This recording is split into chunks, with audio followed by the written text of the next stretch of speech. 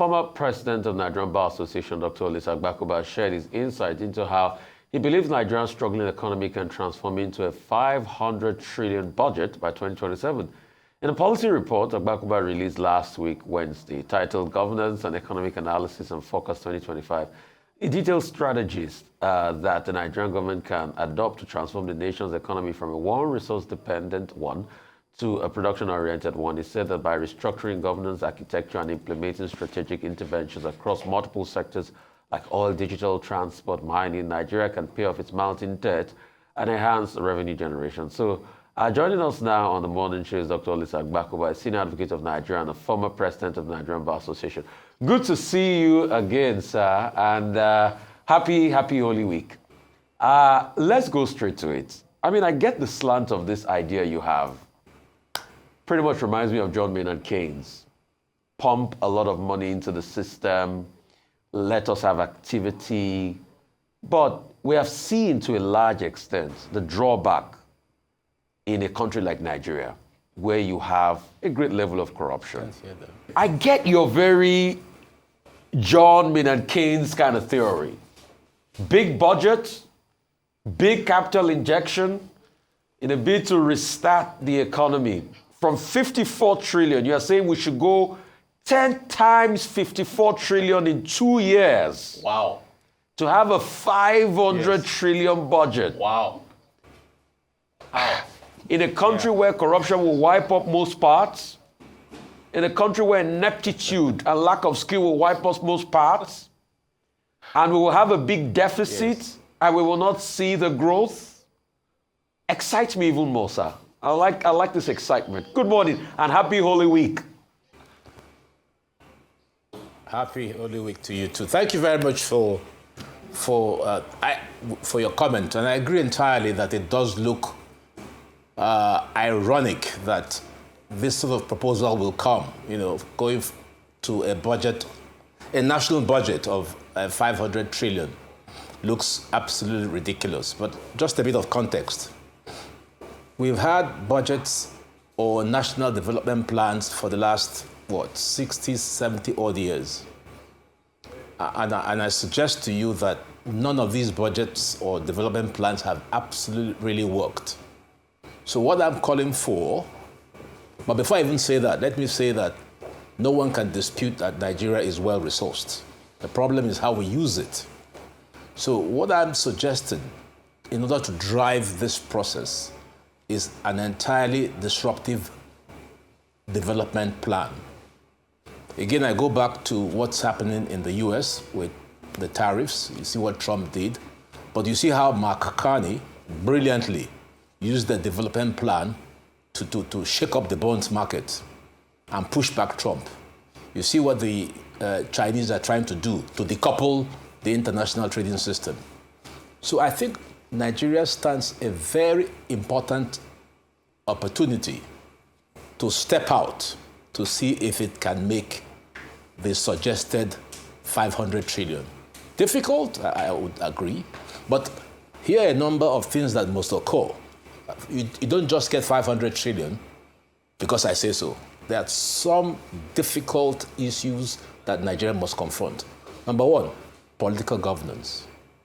There's no way Nigeria can be successful unless it decapitates its current political arrangements. The federal government must downsize. The federal government must devolve powers to the states and the local governments so they all become economic bearing entities. The federal government must shrink. You recall the Olisa report. I don't understand why you have the Office of the Head of Service, the Office of the SGF, and the Office of the Chief of Staff. The Office of HOS is a colonial relic. So part of my proposal in achieving the 500 trillion budget is to absolutely reduce government. If America has 16 departments, Nigeria should not have more than 10.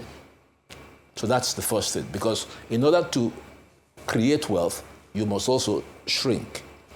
The context of our large, overbloated federal public service of 3 million people consuming 70 to 80% of the public revenue must go. So that's one. Two is that in economic governance, I hope you're aware that the oil companies are richer than Nigeria. Nigeria is one of the few countries in the world that outsources its oil capacity to international oil companies. My proposal is to do what the Saudi Arabians do and use simply service contracts. We have to own everything so that 80 to 90% of the wealth generated from oil stays here. Right now, nothing stays, less than 10%. So in this way, you begin to close the leaking gaps and create the opportunity for resources to stay in the country. So in that way, money begins to drive up. Look at what has happened with the tax reform process. It's been effective. When we were talking about a 9 trillion naira economy, a lot of people said it's not possible. At that time, it was 2. But when Zach came, FIRS, I had a chat with him, we've gone from 9 trillion to 50 trillion. And I understand that with the reforms coming from tax reform, we're going to hit 100 trillion. So it is possible. It's just the will to get things done in a different way. All right. So I'll come in at this stage. I'm glad you've highlighted some of the key elements in your report. I thoroughly enjoyed reading it, especially in that some of your recommendations, we should move at Trump-like speed, I believe was one of your recommendations. Number 2, as you've mentioned Oronsaya report, but you also says we should create something like Doge, the one headed by Elon Musk in the United States, that's what we need to do here locally. Sure. But I actually want to focus on oil. Because I understand your point. You're saying 85 trillion naira can be realized from us moving from contract oil to development oil, as you call it in your paper. But the NUPRC has just said that Nigeria only has 64 years worth of oil left.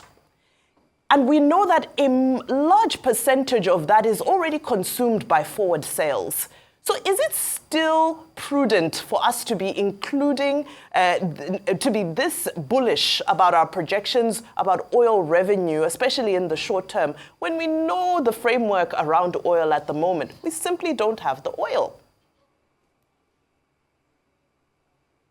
Yeah, I agree with you entirely. But that is speaking about the need to diversify the economy. And there are lots of things that can be done. Yeah, Dr. Agbakoba, you're saying a lot of things can be done, but you haven't elaborated on any of them. You haven't even mentioned power. Your economy cannot grow without a major overhaul of the electricity sector here in Nigeria. And plus, you haven't even mentioned what the central bank reserves would be, what inflation would be, what the minimum wage would be with a 500 trillion naira budget. There are just so many details that have been left out there that don't really give us a full picture. Yes. Yes, absolutely. But I'm not an economist. But you wrote the reports. But you wrote the reports. But you wrote the reports. Yes. Yeah. Yes. So you're admitting you don't have the expertise to be talking about this. Is that what you're saying?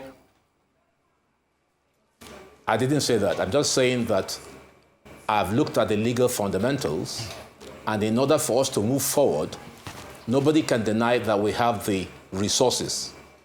Nobody can deny that fact. Now, nobody can also deny the fact that we are a country that we produce nothing, next to zero.